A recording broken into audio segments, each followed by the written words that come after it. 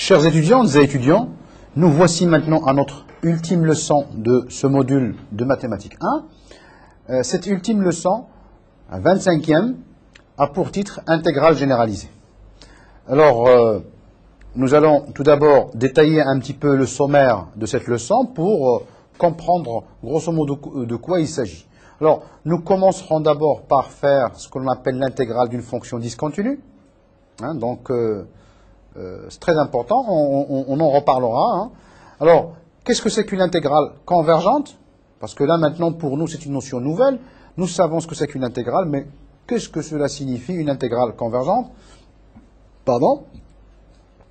Alors, bien sûr, si on introduit une nouvelle notion d'intégrale convergente, il est de notre devoir de parler de critères de convergence dans le cas. Alors, on commencera par le cas des fonctions positives, puis après, le cas de fonction de signe quelconque. Alors, je voudrais quand même rappeler une chose, c'est-à-dire, on commencera d'abord par le cas de fonction discontinue, pour lesquels on fera, qu'est-ce que ça signifie l'intégrale d'une fonction discontinue, qu'est-ce que ça signifie qu'elle est convergente, que se passe-t-il dans le cas positif, quels sont les moyens, quels sont les critères que nous avons, et puis que se passe-t-il maintenant si toujours on a une fonction discontinue, mais le signe de la fonction n'est pas positif.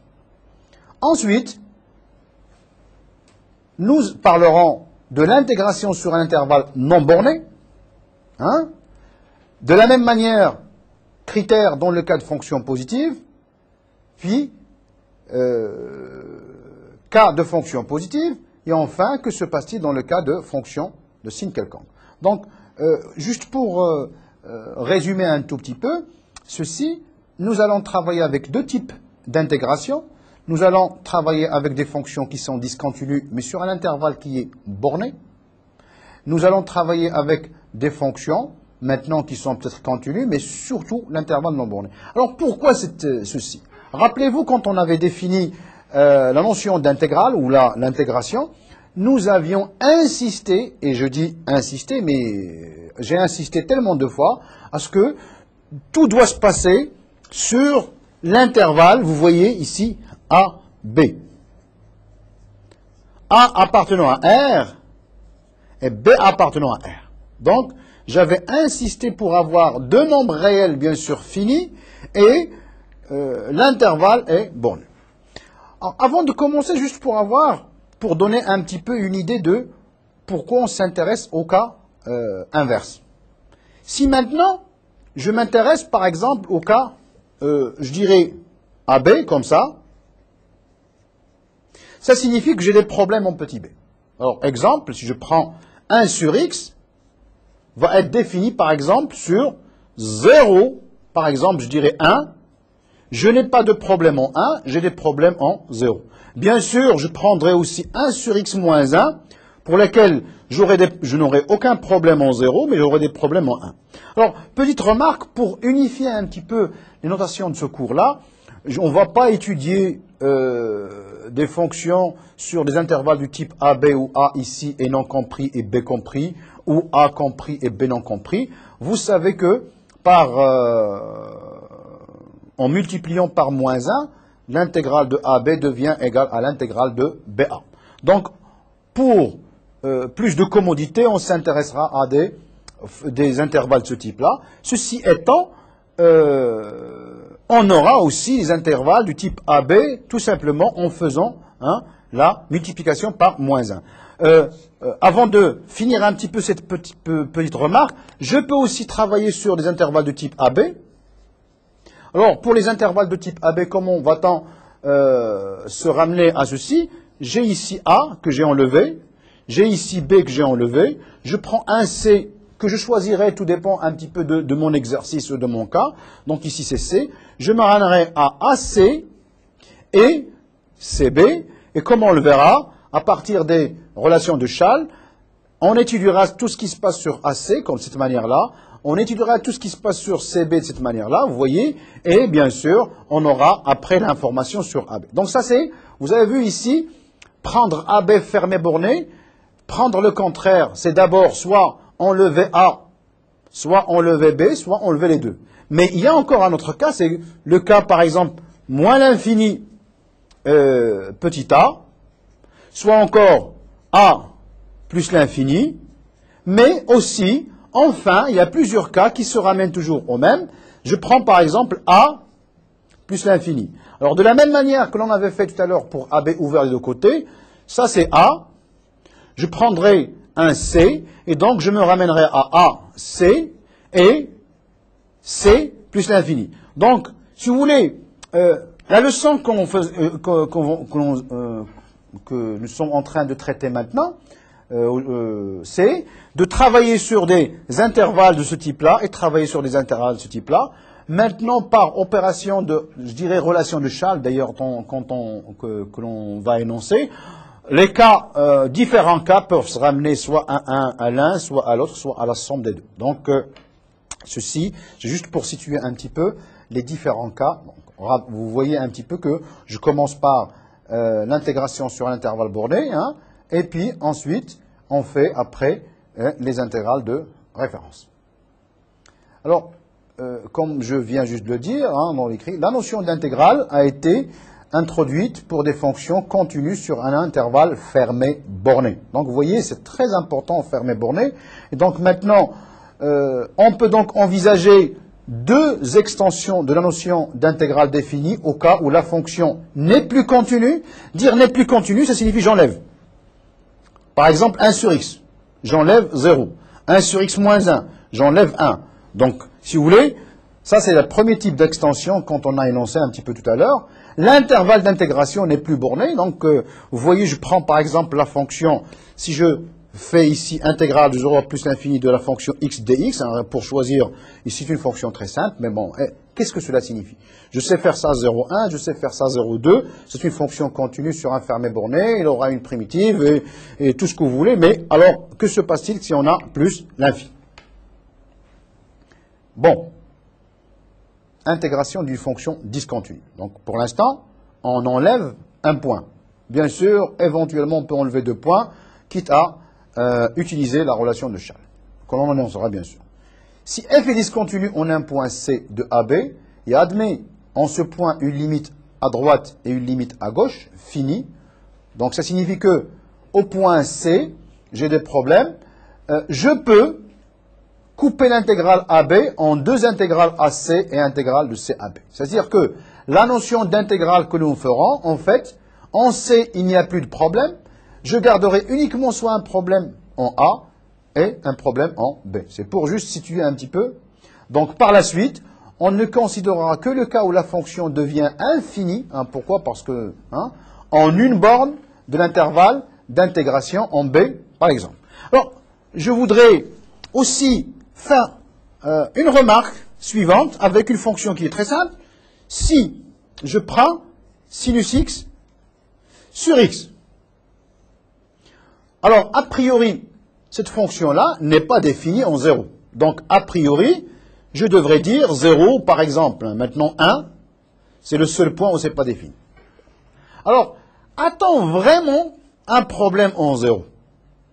Alors, a priori, oui, parce que la fonction n'est pas définie. Mais on sait que cette fonction-là, limite, quand x tend vers 0, alors dans le cas 0 plus, de, ici, sinus x sur x est égal à 1.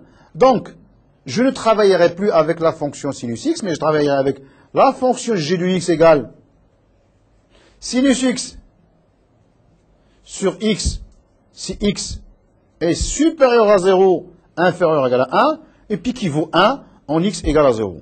Quel est l'avantage de ceci? Ça, on sait que g, c'est le prolongement par continuité de la fonction sinus x sur x, auquel point? Au point 0. Donc finalement, cette écriture-là nous permet de dire, pour ce genre de fonction, c'est-à-dire quand j'ai des limites à droite et à gauche, donc vous voyez ici, parce que je m'intéresse uniquement à l'intervalle 0,1, j'ai une limite qui est à droite, elle existe, je peux donc changer la fonction sinus x sur x par une fonction sinus x sur x qui vaut aussi 1 pour x égale à 0, donc finalement on se ramène à une fonction continue. Donc dans le cas où les limites sont finies, on coupe et puis on se ramène au cas, par prolongement par continuité, au cas de fonction continue. Donc, comme vous voyez, ce qui nous intéresse, en fait, le problème qui se pose, c'est le cas où la fonction devient infinie. C'est l'exemple de 1 sur x en 0. Pour 1 sur x, ça tend vers, en 0 plus, ça tend vers plus l'infini. Donc, on n'est plus dans cette situation. Donc, dans le cas où on a une limite, par prolongement, par continuité, c'est le raisonnement, on se ramène à des fonctions continues.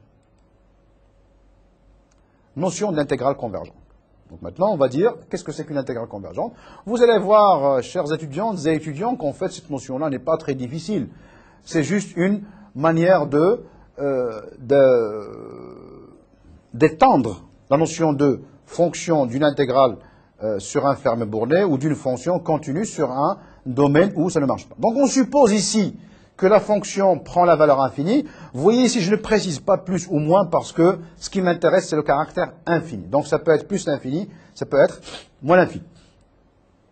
Bon, donc, sur le fermé borné à x, où x est strictement inférieur à b, la fonction est intégrable. Bon, par exemple, elle est continue.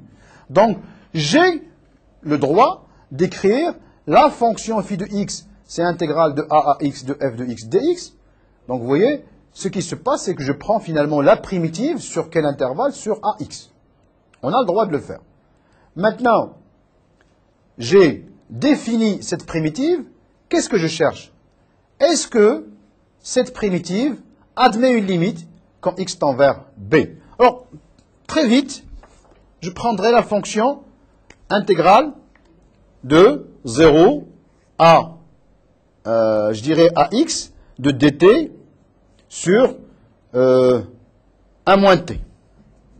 Alors, je sais que cette quantité-là, c'est égal à moins logarithme de valeur absolue de 1 moins t entre 0 et x.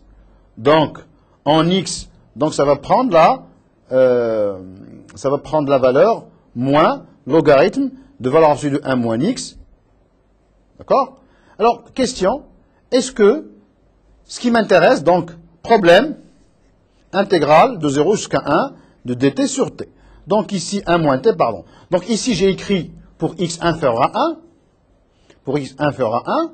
Donc, j'ai pris 0 jusqu'à x. Et je vais essayer de chercher, est-ce que cette quantité admet une limite? Quand x tend vers 1 moins, cette quantité tend vers 0 plus. Donc, ça tend vers plus l'infini. Moralité, cette fonction phi de x, c'est très important. Vous voyez un petit peu que je donne beaucoup plus de temps à expliquer ce genre de petits détails, parce qu'en fait, c'est à la base. Cette fonction ici n'admet pas donc de limite. Donc, par définition, si ma fonction admet une limite finie, ce qui n'est pas le cas ici, quand x tend vers b, par valeur inférieure, puisque vous voyez ici, x tend vers 1 par valeur inférieure, puisque je considère x inférieur à 1, l'intégrale, l'écriture de intégrale de a, b de f de x est dite convergente. Et on va poser maintenant quelle est... Donc ça c'est une notation, attention, puisque cette écriture-là est tout à fait formelle, n'a pas de sens a priori. Pourquoi n'a pas de sens a priori? Parce que je travaille sur un intervalle qui n'est pas fermé. Mais maintenant, comment lui donne-t-on un sens? Une fois qu'on s'est assuré que cette primitive admet une limite quand x tend vers b par valeur inférieure, alors on va dire cette limite égale à l'intégrale. Donc, attention, quand je veux étudier, alors je prendrai toujours le même exemple, si je prends 0 à 1 de dt sur 1 moins t, la première chose que l'on doit faire, c'est de dire, tiens, en 0 il n'y a pas de problème, en 1 il y a un problème. Donc cette écriture-là, c'est juste une sorte de dessin en fait, hein, c'est formel. Première étape, étudier la convergence. Qu'est-ce que c'est qu'étudier la convergence? Alors comme on vient de le voir ici, c'est comme on vient de le voir ici, c'est si la primitive admet une valeur, une limite quand x tend vers 1 par valeur inférieure. Une fois qu'on a montré que cette limite existe, c'est après on va dire la valeur, l'intégrale est convergente et l'intégrale égale à la valeur de la limite. Alors on verra en fait que, ça c'est la définition, je dirais, un peu brutale de la convergence. On verra maintenant qu'on n'est pas obligé à chaque fois de chercher la primitive, parce que parfois les fonctions sont tellement compliquées, vous savez que le calcul de primitive est très compliqué. Donc on n'est pas obligé de prendre le calcul de la primitive et chercher la limite pour faire ceci. Alors parfois, on s'intéresse uniquement à ce qu'on appelle la nature de l'intégrale. La nature de l'intégrale, c'est-à-dire convergente, et puis par négation, divergente, ça signifie non convergente. Et alors, on posera dans le cas convergent la valeur de l'intégrale. Donc ici, vous avez deux notions différentes. L'intégrale, est-ce qu'elle converge ou elle ne converge pas? Si elle ne converge pas, cette histoire, cette écriture n'a aucun sens. Donc on ne dira plus, donc on dira l'intégrale est divergente et puis on s'arrête. Mais si on montre que l'intégrale est convergente, on donnera la valeur de l'intégrale par limite, ou on verra par calcul, par intégration par partie, ou par changement de variable, on verra en fait que tout c'est... Dans le cas contraire, on dira que l'intégrale généralisée est divergente. Alors, notre cas ici, l'intégrale généralisée est divergente. D'accord? Bon. Théorème. Donc, vous voyez ici, je prends, donc c'est un calcul. Comment faire? C'est essentiel. Ici, j'ai un problème en quel point? Il n'y a pas de problème en A, j'ai un problème en B. Cette intégrale-là est convergente si alpha est strictement inférieur à 1, et elle est divergente si alpha est supérieur ou égal à 1. Comment le faire? Vous changez ici B par X, vous intégrez, vous calculez la primitive, et vous dites, cherchant la limite quand X tend vers B moins. Alors, ce que vous allez trouver, c'est que si alpha est inférieur strictement à 1, cette limite va exister. Si alpha est supérieur ou égal à 1, cette limite n'existera pas. Donc, alpha inférieur à 1, c'est un cas de convergence. Alpha supérieur ou égal à 1, c'est un cas de divergence. Donc, ce sont des intégrales qui sont très importantes. Vous verrez un petit peu dans les exercices. Critères de convergence dans le cas de fonction positive. Alors maintenant, on s'intéresse uniquement à la convergence dans le cas positif. Alors, on s'intéresse au cas positif parce que ça nous arrange. Mais en fin de compte, on peut toujours se ramener à des fonctions positives dans le cas où elles sont négatives par multiplication par sin moins 1. Mais dans ce cas-là, il faut faire très attention aux inégalités. Donc, on travaille avec positif parce que ça nous arrange. F inférieur à G, F supérieur à G, et ainsi de suite, et ainsi de suite. Mais ces critères-là marchent bien aussi pour les fonctions qui sont négatives, dans le sens où, par multiplication par moins 1, on se ramènera aux fonctions positives. Mais faites très attention, si vous avez des fonctions négatives, à vos comparaisons inférieure égale et supérieure égale. Donc j'insiste là-dessus. Je prends une fonction continue sur AB. Vous voyez, je suppose que je n'ai pas de problème en A. J'ai uniquement un problème en B. Tel que, bien sûr, que l'écriture tend vers, ici, plus l'infini. J'écris cette primitive. Je sais maintenant, puisque ma fonction est positive, que cette fonction est croissante. Vous voyez, pour tout simplement, phi' de x est égal à f de x, qui est positive. Une condition nécessaire et suffisante pour que cette intégrale converge est que la fonction ici soit majorée. Donc, cette fonction doit être majorée. Pourquoi? Parce que croissante majorée admet une limite. Donc, on se ramène ceci, si vous voulez, à travailler pour les fonctions réelles. Fonction croissante majorée admet une limite. Si la fonction n'est plus positive, la primitive ici n'est plus croissante.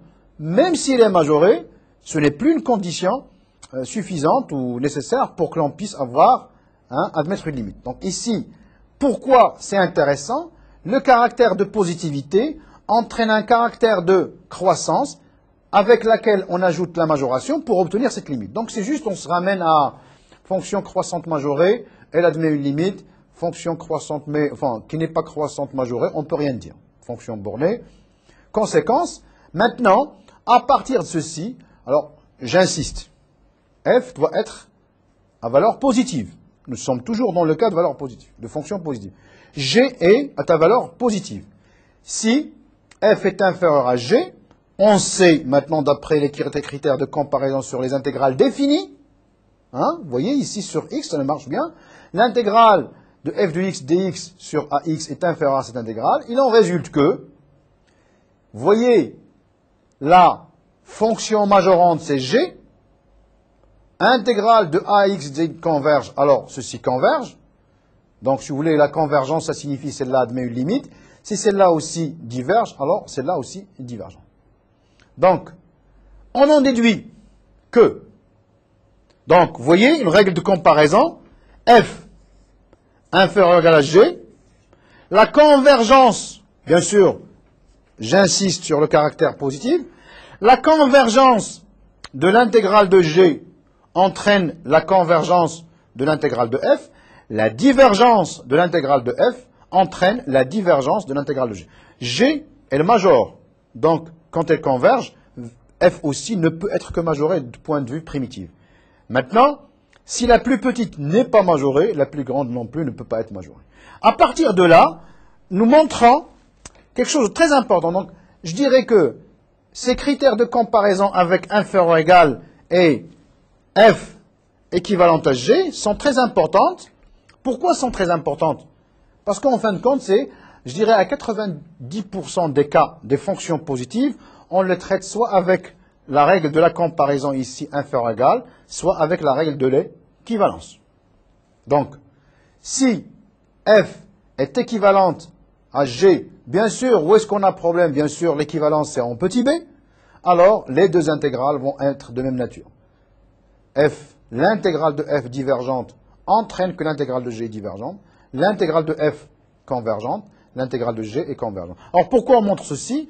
Dans le cas positif, si F est équivalente à G, je peux montrer que F est minoré par une certaine constante fois F, majoré par une certaine constante fois F. Donc G est encadré entre F et F par des constantes différentes. Même chose, F peut être encadré par G avec des constantes différentes. Donc cet encadrement-là, on montre maintenant que F et G ont même nature. Attention, dans le cas de inférieur ou égal, si la plus grande converge, ce n'est pas la fonction G qui m'intéresse, on ne dira pas une fonction convergente, mais c'est l'intégrale de G converge, entraîne que l'intégrale de F converge, l'intégrale de F diverge, entraîne que l'intégrale de G converge. Alors, nous rencontrerons finalement ces mêmes critères dans le cas non borné, c'est pour ça que j'y insiste maintenant, quitte à ce que on n'en parle pas trop dans le cas non borné. Mais ce sont deux critères, je dirais 90% des cas de notre travail. Mais attention, attention, je dis 3 fois attention, ceci, ça nous donne uniquement la nature. Ça ne permet pas le calcul. Alors que, tout à l'heure, avec la notion de limite, ça donnait soit la convergence, soit la divergence, et dans le cas de convergence, ça donnait exactement la valeur de l'intégrale qui était égale à la limite. Donc, ces critères de comparaison nous permettent uniquement d'étudier la nature. Donc, un exercice genre étudier est-ce que l'intégrale telle converge ou ne converge pas. Vous faites vos inférieurs à égal, supérieurs à égal. Évidemment, on s'intéresse à si on pense que ça converge, on essaiera de majorer par une fonction dont l'intégrale converge. Bien sûr, on devrait avant tout bien préciser que les fonctions sont positives, parce que ici, la plus grande erreur des étudiants, c'est de faire des comparaisons, mais ne pas faire très attention au caractère positif des fonctions. Si je pense que l'intégrale de f est convergente, j'essaierai de majorer la fonction par une fonction dont l'intégrale converge. Alors quand je dis j'essaie de majorer, c'est que j'essaie de simplifier l'expression de ma fonction f. Même chose par l'équivalence. Or l'équivalence est très importante parce que nous avons déjà fait des leçons sur les comparaisons, nous savons faire un petit peu les développements limités. Donc, quitte à faire un développement limité pour trouver des équivalents, mais toujours en précisant que les fonctions avec lesquelles nous travaillons sont positives, là on peut maintenant conclure à la convergence ou à la divergence des intégrales correspondantes. Donc, ce sont de même nature dans ce cas-là. Vous voyez ici, c'est un critère très important. D'ailleurs, c'est un des plus grands critères. Alors maintenant, que se passe-t-il dans le cas de fonction de signe quelconque? Alors, fonction de signe quelconque, vous voyez ici la remarque qu'on écrit ici. Il est naturel de se ramener au cas des fonctions positives en considérant la fonction valeur absolue. Première étape, si vous êtes sûr que votre fonction n'est pas positive, première étape, c'est d'essayer, je dis essayer, de travailler sur la valeur absolue. Pourquoi? On va voir. Si l'intégrale de la valeur absolue est une intégrale convergente, c'est la même chose pour intégrale de a à b, et dans ce cas-là, si c'est un théorème, une définition, alors l'intégrale est absolument convergente. Qu'est-ce que ça signifie une intégrale absolument convergente?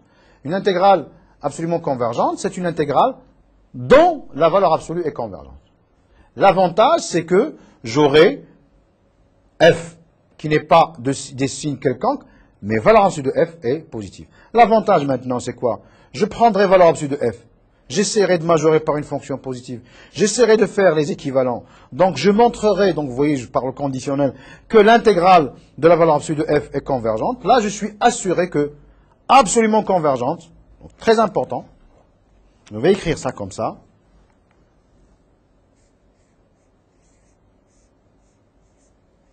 Attention, n'est pas vrai. Une fonction dont l'intégrale est convergente peut ne pas être absolument convergente. Et dans ce cas-là, qu'est-ce qui se passe? C'est que, on appellera ça, on verra tout à l'heure, uniquement semi-convergente. Donc, absolument convergente en termes d'une condition condition suffisante pour la convergence, c'est d'être absolument convergente. L'avantage, c'est tout simplement que nous nous ramenons aux fonctions à valeur positive. Donc c'est ça le but, hein, de passer à la valeur absolue, c'est pas pour, mais c'est tout simplement pour se ramener aux fonctions à valeur positive pour lesquelles nous avons le critère de ce qu'on appelle de comparaison inférieure ou égale, et nous avons aussi le critère des équivalences. Comme j'ai déjà dit tout à l'heure, ce sont des critères à 90% d'écart. Vous voyez, c'est très très important, c'est pour ça que l'on s'intéresse à travailler avec les fonctions positives et pour lesquelles on doit passer à valeur absolue. Alors maintenant, on va voir quelle est la différence entre travailler avec un intervalle qui est borné sans être fermé, c'était tout à l'heure AB, quelle est la différence de travailler avec A plus l'infini. Alors je dois aussi rappeler quand même que j'aurais pu prendre moins l'infini A, je peux maintenant prendre A ouvert de ce côté-là, auquel cas il faut couper, hein, vous voyez, j'aurai A non compris vers C, qui est compris, et C vers V plus l'infini, donc j'aurai un problème en A et en plus l'infini. Donc, je suppose ici que j'ai un problème uniquement en plus l'infini. Alors, pourquoi un problème en plus l'infini? Tout simplement parce que l'intervalle n'est pas borné. On va faire encore une même définition. C'est exactement pareil.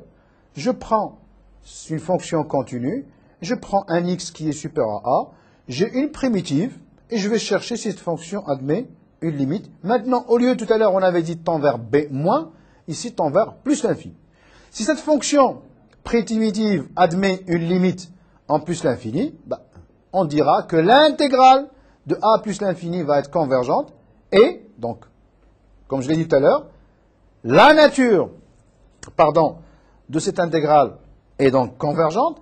C'est une fois qu'on a montré que l'intégrale est convergente qu'on peut donner sa valeur. Donc, faites attention, ne jamais donner la valeur d'une intégrale avant d'avoir énoncé ou prouvé son caractère convergent.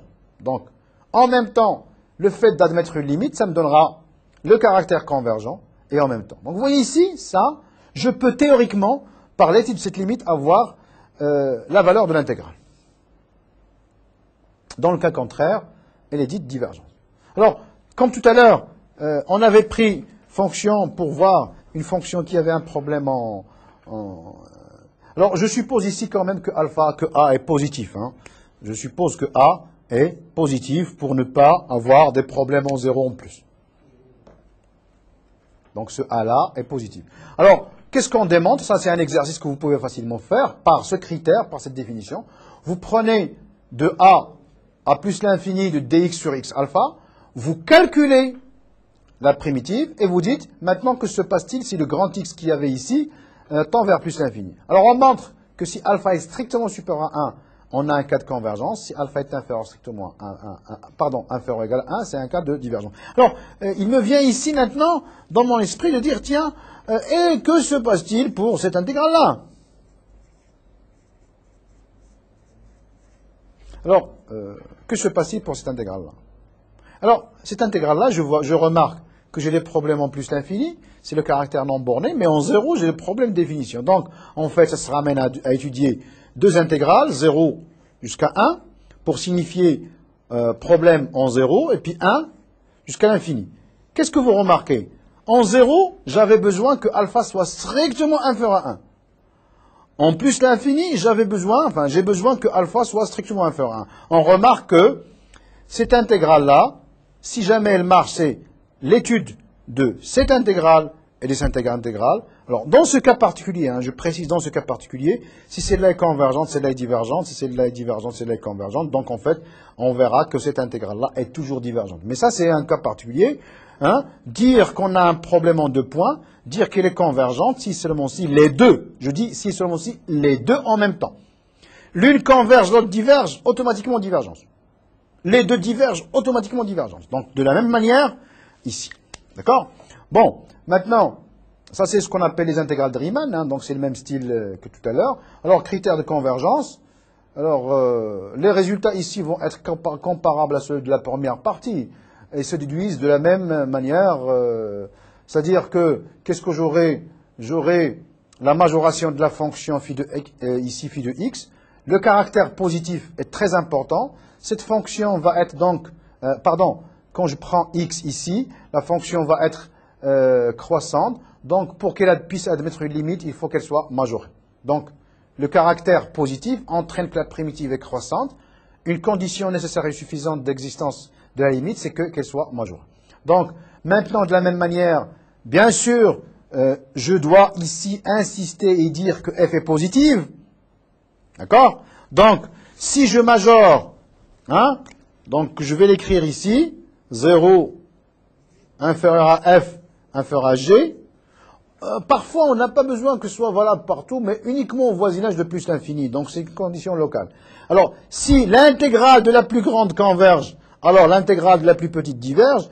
Et si maintenant l'intégrale de la petite ici, donc contrairement, donc vous voyez, c'est en fait le même critère que pour le cas des intervalles qui étaient bornés, mais les fonctions discontinues et infinies en un point B. Donc, très important, c'est comme j'ai dit tout à l'heure, la même chose. Donc vous voyez ici, dans le cas d'équivalence de fonctions positives, les intégrales ont la même nature. Problème, ces deux critères-là, ils permettent à s'en sortir, en disant à 90% des cas, mais ne permettent pas de chercher la valeur de l'intégrale. Donc, qu'est-ce qui se passe? Parfois, on est obligé de faire un traitement par ces critères-là pour d'abord montrer que l'intégrale converge, et puis après, on verra peut-être intégrer par partie ou faire des changements de variables pour trouver la valeur. Donc, ce sont deux choses différentes. Mais attention, tant que, je répète, tant que je n'ai pas prouvé que ceci est convergent, ceci reste un dessin. Donc, si j'ose dire, ça reste un dessin. C'est quelque chose qui n'a aucun sens. Pour lui donner un sens, il faudrait d'abord dire que cette intégrale converge, et ensuite, on passera aux règles de calcul. Alors maintenant, dans le cas des fonctions de signe quelconque, de la même manière, ce qu'on avait fait pour les fonctions au voisinage d'un point B fini, mais pour lequel la fonction était infinie, on passera toujours à, je dirais toujours, s'il est possible, à la valeur absolue, et donc on aura toujours la même chose pour l'infini, absolument convergent, qui va être en convergent. Attention, notre sens n'est pas toujours possible. D'accord? L'absolu convergente, donc vous voyez, qu'est-ce que ça signifie l'absolu convergente? C'est l'intégrale de la valeur absolue qui est convergente. Pourquoi on passe à l'intégrale de la valeur absolue? Parce qu'on passe à des fonctions de signe positif. Pourquoi on s'intéresse à des fonctions de signe positif? Parce que je dirais on a les critères les plus importants d'étude de la nature de... D'accord? Donc, des intégrales de référence, maintenant, c'est pour avoir, c'est ce qu'on appelle, donc ce que j'avais dit tout à l'heure, intégrale de 1 à plus l'infini, il n'y a pas de problème en 1. J'ai un problème en plus l'infini. Convergence, si seulement si alpha est supérieur à 1. Donc, puisque j'ai équivalence, si alpha est inférieur à 1, ça diverge. Alors, même chose ici, je n'ai pas de problème en 1, j'ai des problèmes en 0. Vous voyez ici, pour l'infini, il me fallait que la puissance, attention, il faudrait essayer d'avoir la puissance en bas. D'accord? On se ramènera à une puissance en bas, au dénominateur, et alors en 0, j'ai des problèmes j'ai des problèmes en 0 pour cette fonction. Convergence, si seulement si, inférieur strictement à 1. On les appelle ça, ces intégrales de Riemann. Alors, même chose, par passage, par changement de variable, je pourrais avoir de la même manière, si alpha est inférieur à 1 en B, j'aurai la convergence. Bien sûr, si alpha est supérieur à 1, ça diverge. Et de ce qu'on appelle des intégrales de Bertrand, c'est-à-dire c'est un petit peu, on corse un peu les choses, x alpha log de x bêta, si seulement si alpha est supérieur à 1, ou alpha égale à 1 et bêta supérieur à 1, c'est un exercice classique. Et maintenant, aussi, on a les intégrales de Bertrand dans le cas,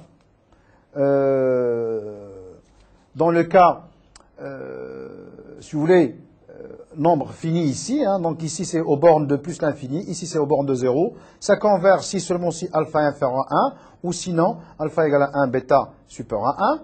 Cas particulier, quand je prendrai l'intégrale 0 jusqu'à 1, l'angle de x, dx, ça converge en 0, hein, donc vous voyez c'est un petit peu, vous voyez on applique ça ici. Fonction exponentielle, quand j'aurai exponentielle moins x à la puissance alpha de dx, ça converge en plus l'infini, puisqu'en 0, il n'y a pas de problème. Ça converge pour alpha strictement positif. Des fonctions, des intégrales trigonométriques du type sinus x sur x alpha ou cosinus x sur x alpha. Alors là, il faut faire attention. Sinus x sur x alpha, maintenant, ce ne sont plus des fonctions qui sont positives. Donc, qu'est-ce qu'on va faire? On va passer d'abord à la valeur absolue, puis on va faire une étude. Bref, divergente pour alpha négatif ou nul, semi-convergente. Alors, attention, qu'est-ce que ça signifie semi-convergente? On est dans ce cas-là, convergente, sans l'être absolument, pour alpha strictement positif, alpha inférieur à 1, et absolument convergente quand alpha est strictement supérieur à 1. Alors, juste pour dire ça, pour voir cette strictement...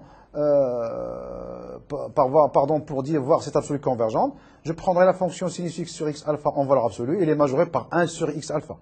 Et donc, c'est l'étude des intégrales de Riemann. Ensuite, on dira qu'une intégrale est semi-convergente si seulement si la fonction, l'intégrale est convergente sans être absolument convergente. Alors, pour voir un petit peu quand est-ce qu'on peut montrer que c'est semi-convergent, on va voir un petit peu ce qu'on appelle la règle d'Abel. Alors, la règle d'Abel, qu'est-ce qu'il nous dit?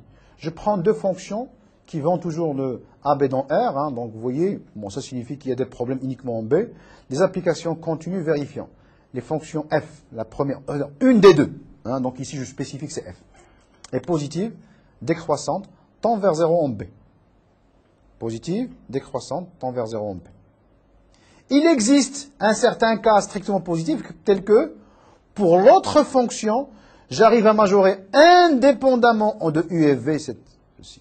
Alors, l'intégrale de f de t, g de t est convergente. Donc, vous voyez un petit peu, j'ai besoin d'une fonction qui est positive, qui décroît vers 0 en B. L'autre fonction, je dois avoir... Vous voyez ici, l'intégrale a un sens ici, parce que je sais calculer ceci a priori, ou au moins le majorer. Je majore indépendamment ceci en U et V, alors l'intégrale est convergente, et c'est ce qu'on appelle la règle d'Abel. Elle est utile quand la fonction est de signe quelconque, et je n'arrive pas à montrer que l'intégrale est absolument convergente. Donc ça peut permettre un petit peu de passer à...